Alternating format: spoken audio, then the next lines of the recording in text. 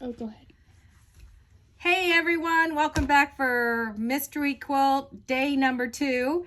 I hope you're excited about doing this and looking forward to the end product. I am. I have Emma and Melinda here helping me. I can't wait to show you all these great bloopers that we have. We're definitely learning a lot and learning how to hold the camera still and learning that we're at the wrong angle and lots of other things. So again, thanks for being here and being patient with us. We're having fun. I hope you are too. So day 2, we're going to make half square triangles. I normally make my half square triangles with triangles on a roll paper, but when you're making this size half square triangles on a roll, they wouldn't fit on the fabric. I tried to do it and it just wouldn't work. So anyway, we're better off doing it like this, and we'll just trim down. So the first thing we're going to do, according to the instructions, we're going to take our 5 by 5 inch square of our background, and we're going to draw a line on the back of it with our friction pin. And this isn't long enough, so I need to find my longer ruler. And I just I put it like not right on the point, but pretty close to the point, because I want to draw it from point to point. So there's my first one. And if you have a hard time drawing, if you put it on another piece of fabric, it'll hold it still. Or I have a board for applique. That's a sandpaper board my husband made me. That helps too. And so I'm going to move this over.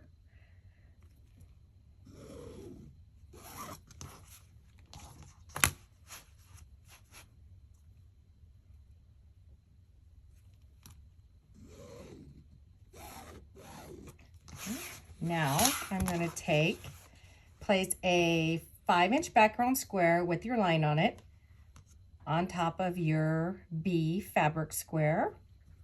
And you can see that one's a little bigger because of that layer cake being big. And I am going to pin here. I don't sew on pins. I do put pins in it. And I take the pin out just before I get there. You can never pin too much. I really like to pin. I think that you get a better product at the end. I also believe that sewing should be fun, quilting should be fun, and it doesn't have to be perfect. It has to be good enough for you. And teaching quilting for 25 years, I've learned that sometimes that's the best that somebody can do. So enjoy the process, have fun. You don't need to be the first one done, the last one done. Just have a good time and laugh and have fun with your friends, or have fun with me. Okay, now I'm doing the other one.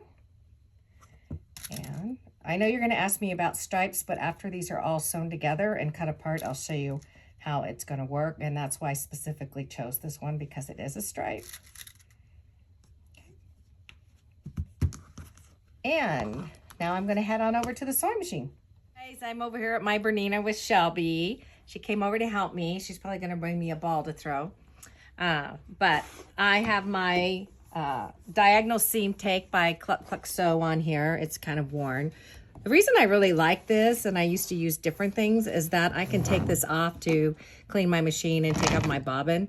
A few things that I tell people, and you might want to back up a little bit, it's right here, is that when you sit down to sew, most people will call me and they'll say, oh, I don't know how to, my machine is messing up, it's broken, there's something wrong with my tension.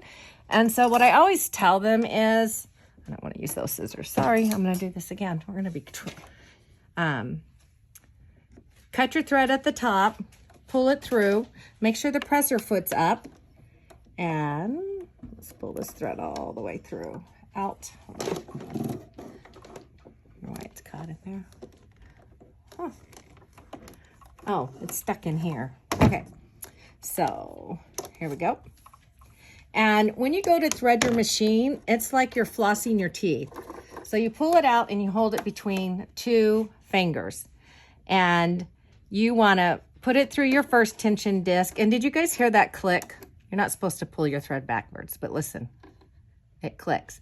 And you're going to bring it down And you're going to floss all the way down. And you want to make sure that your presser foot is in the up position, because that brings your tension disc open. So tension disc, when your presser foot is down, it puts tension on your thread. So see how tight this is because it's down, but when I raise it up, the disc open and my thread flows freely. When I put it down, it puts tension on it. So let's raise our presser foot. And I know that I threaded it through all the tension discs. And if you have your presser foot down when you thread it, the thread goes on the outside of these discs instead of going through the metal, or it lays right on top of it. More than likely not going on the outside. But I'm going to bring it down, and I have my little handy dandy threader here, which always works. I had a 150 and I was always having to replace it because it would bend because I wouldn't have the needle in the up position. It's always user error. Okay, so I'm going to line this up on the edge of my 1/4 inch foot. Now some people will engage my dual feed. Some people they don't draw the line, they just line it up here and it's going to sew a 1/4 inch over. I like beginners to draw the line until they get used to doing it, and I'm just going to lower it. And my 570 has an integrated dual feed system, which means that instead of the fabric being just pulled through from the bottom and the presser foot laying on top, which is why we tell you to put your bigger piece of fabric on the bottom, because it's going to kind of like gather it up as it's pulling through. And you'll notice if you don't have the dual feed, when you get to the end of your piece, like if you're sewing on two seams or a backing, one will be longer than the other, and that's why. But when you have that dual feed, they're walking together and they're pulling the fabric through together. So that's why I like my Bernina. I've always liked Bernina. I've taught Berninas for 25 years, and I've had one for 40. So when I was learned to sew in high school, we had Berninas in our classroom. So I'm going to sew. I'm going to turn up my speed a little bit. And I normally pin on the other side. I also like my freehand system, and I usually stop with my foot down. See how nice and quiet it is. Why it's not my foot stepping in the down. And then I'm going to put my next one through. And again, I'm lining the edge of my foot up. Some people sew a skinny 1/4 inch, which is what I do. So I kind of like my line to kind of be underneath that foot. And other people sew a fat.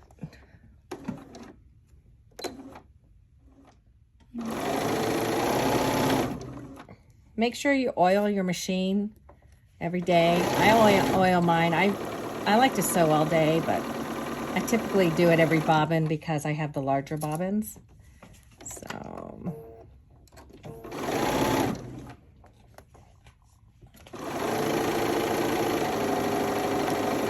I think this is kind of shaky, huh? I sewed over a pin.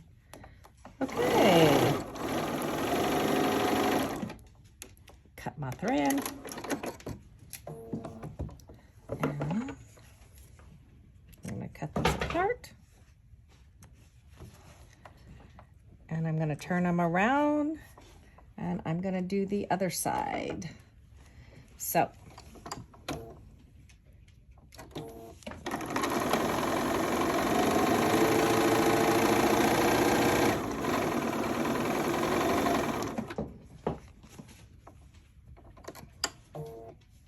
just a little bit more. I use my knee lifter. It gives me that third hand. Just lining that line up on the 1/4 inch. Okay, so now that we're done sewing, I'm going to come back over here and I'm going to line the edge of my ruler up on the drawn line. And I'm going to cut them in half, so I have 2. And I'm going to do all 4 of them like this.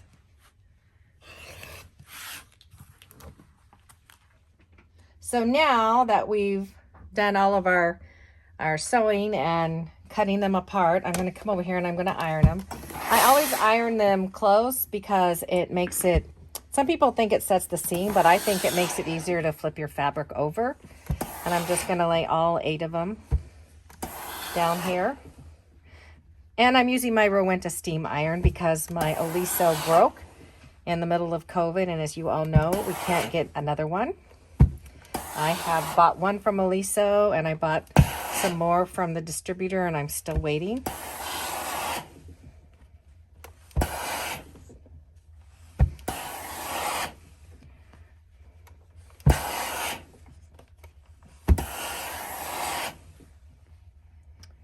And I'm ironing them closed and just flipping them up. And then I'm going to stick my clappers on them and just let them cool for a second. So one thing that I should have told you guys was that if you want your stripes to all go the same way, make sure that you lay your fabrics out all the same way. Every corner should be up like this on every piece of fabric. All 4 of them should be laying like this, in the same, running in the same direction when you lay them out. And then when you get done, you'll get them all going in the same direction. So keep that in mind when you're doing stripes next time. So because I wanted to make sure that I had 2 pairs of stripes going all in the same direction, I just layered them up and made sure that they were right, so that I know that I'm not going to have one way and one the other. So what we're going to do now is we're going to trim this down to 4.5. That's what the instructions say. And again, I have my 1 and my 1. And when I do this, because we're dealing with this layer cake, and when I want to make sure I have enough fabric, I come as far up here to the right corner as I possibly can. And I'm going to trim right, and I'm going to trim left. And this is a great time to use your little rotary mat if you have one. Forgot what it's called. And then we're going to line up in the bottom corner, because we know this is square, this is square. I'm lining up my 4.5 in the corner, 4.5 here, 4.5 here. My 1 and 1 is up in the corner. And I'm going to square it up. And you're going to do that to all 4 of your blocks. So thanks for joining me today for our very first mystery quilt. I had fun with you guys. I hope you enjoyed it too. I look forward to seeing you next week. Bye.